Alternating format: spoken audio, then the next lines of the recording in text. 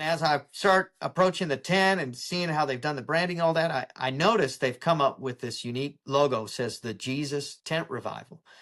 And I remember stopping him there and I said, man, I'm excited about this and what God's going to do, but you got to tell me a little bit about that branding. You know, most churches would slap their logo on there. You know, they're now called Mercy Church. So why is it called Mercy Church Tent Revival, for example, or Pastor Carter or my name, or, you know, why did we go with that?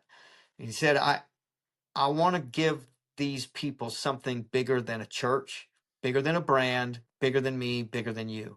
And if they could ever experience Jesus, they'll want to stick with the church. And I said, man, I love it. Let's try it. When we got under that tent, our minds were blown.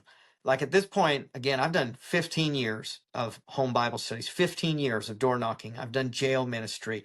I've done street ministry at 1 a.m. We've done block parties. We've done everything that you could think of and you've probably heard of under the umbrella of outreach and evangelism.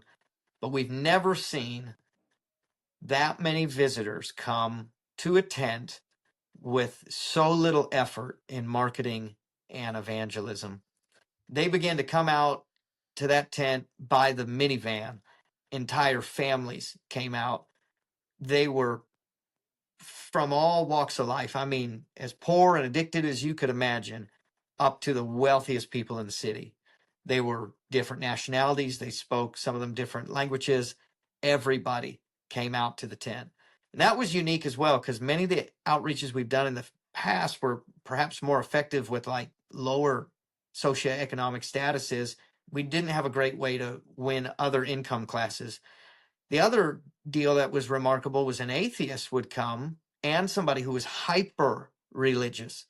In that one of those first tent revivals, we had a pastor come to the event in their city and receive the Spirit and bring back their entire church to also receive the Spirit. I mean, this event was just pulling the hungry out of every demographic and every corner of the city. It was remarkable. I'd never seen anything like it. Anyways, I'll fast forward a little bit. Night after night, God blew our minds. I mean, the number that were being baptized, it was either first or second service. I was only 10 minutes into preaching. And at that time, I preached over 10 minutes. Now I, in a tent, may preach only 7. But in 10 minutes into a message, I call her the crazy lady. The crazy lady on the right side, maybe 4 pews in, stood to her feet and just screamed out, I want to be baptized. Right there in the middle of the message. And so we said, of course, well, come on up. The tanks are right here. When she came up, 10 other people stood out of their seats and followed her in the middle of the message. 11 people were baptized in Jesus' name. And it was just showing us glimpses of how hungry people were. At this point, tent revival has grown so significantly. None of these things are abnormal anymore. In fact, they're our expectation. But it was mind-blowing to see happen for the first time. Anyways, Pastor Carter, at some point, he grabs me and he pulls me aside, said something to the effect of, I know that you're, in transition, things are changing, but I've got to talk to you about what I feel. He's like, listen, man, we've had you in the church. Don't get me wrong. He's like, you're okay in the pulpit. He's like, but you were born for that tent. And if there is any way that I could talk you into taking tent revival across the nation, you have got to do this. He's like, we'll give you the logo. We'll support you. We'll be behind you. But what's happening here is bigger than us, bigger than this church, bigger than me. You've got to do this. And man, that just resonated in my spirit. And as he spoke, I knew it was the will of God.